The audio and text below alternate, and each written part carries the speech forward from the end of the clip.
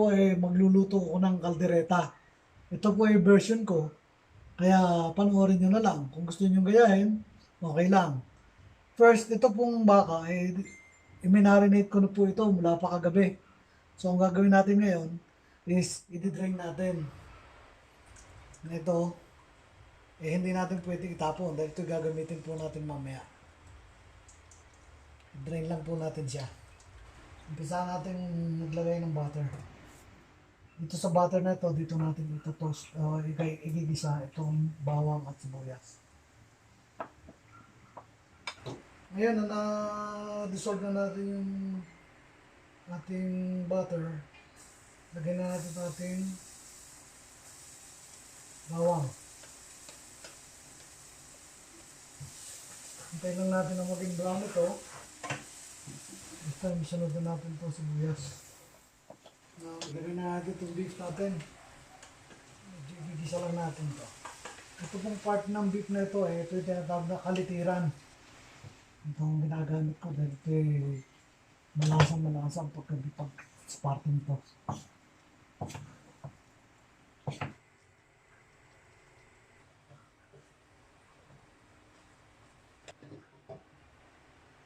Mga palang pang marinade dito yung Worcestershire sauce, pineapple juice, at saka soy sauce. Sinamahan ko na rin ng konting paminta. Baka maligaw tayo So palalambutin natin na to dito sa ating pinaggisahan. Makikita nyo, meron pa itong tubig kasi ito yung katas ng baka. Dito natin sa palalambutin. Pero matagal-tagal na proseso pa rin to. Hintayin nyo lang. This time, lagyan na natin ng tubig. Kasi palalambutin natin to. Hintayin natin mag-evaporate ito hanggang sa lumambot. Yan. This time guys, ilalagay na natin itong ating paboritong magic sarap. Ito si Tita Maggie. Paborito ko to Siya lang ang hindi nakakapaborito sa akin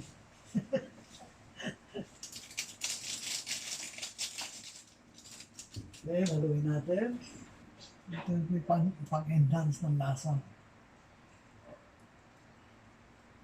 At isunod na rin natin ang ating ito si Nor beef cube. Baka naman, diba? Dami ko rin naubos itong mga cubes na ito Ito ilalagay natin para maging buo ang lasa ng baka. Ayan. Habang hinihintay natin na mag-evaporate yung ibang sabaw, nakakapit na ang lasa nito sa baka. Pero tandaan nyo guys, matagal pa to. Matagal pa to kasi pag baka matigas.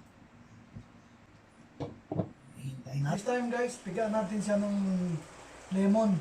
Kasi wala pa na akong tawag dito, pickle release. Kaya medyo ito na gagamitin natin pang asim ng konti. Pwede rin kayong gumamit ng kalamansi. Tapos yan, ilagay na natin itong ating liver spread. Ngayon lang ako gagamit ng liver spread na to kasi ang paborito ko talaga rino, kaya lang wala akong makita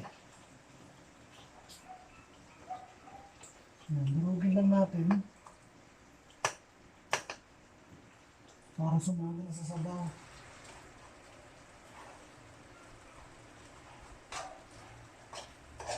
Hindi ko kabisado itong CDO na to, liver spread. Kaya sana maganda maging resulta.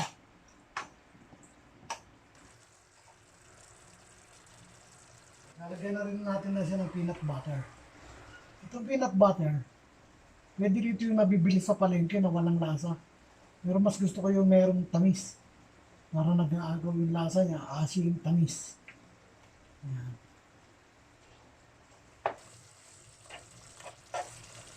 Okay, mamaya, titikman lang natin. Kung kulang pa siya sa asin, pwede tayong magdagdag ng ating lemon.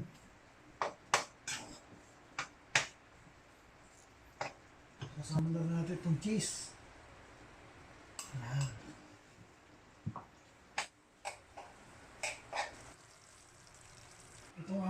cubes.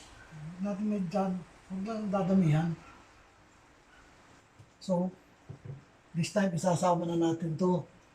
Yung ating ginawang marinade. Ito ang magiging sabaw niya ulit. Hintayin lang natin ma-evaporate ito. At sigurado ko sa'yo, perfect ang lasa nito. Perfect. Sigurado. Pwede tayo mag-adjust, no? Mamaya, kung kulang sa liver spread, dagdag tayo. Kung kulang sa alat, dagdag tayo ng cheese. Kung kulang sa tamis, ay dagdag tayo ng peanut butter. Yan. So, guys, yung ating, pwede natin lagyan ito ng pickles.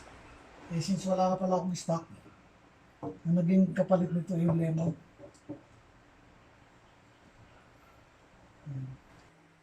Ito, halo lang ng halo para hindi siya dumikit sa kawali. Pero hindi naman didikit to kasi non-stick naman itong ginamit natin pan. Tapos na to, titikman na lang natin. Depende sa iyo yan, kung ano panlasa nyo. Basta ito luto ko. Nako, perfect na po ito. Ayos na po pangkanin.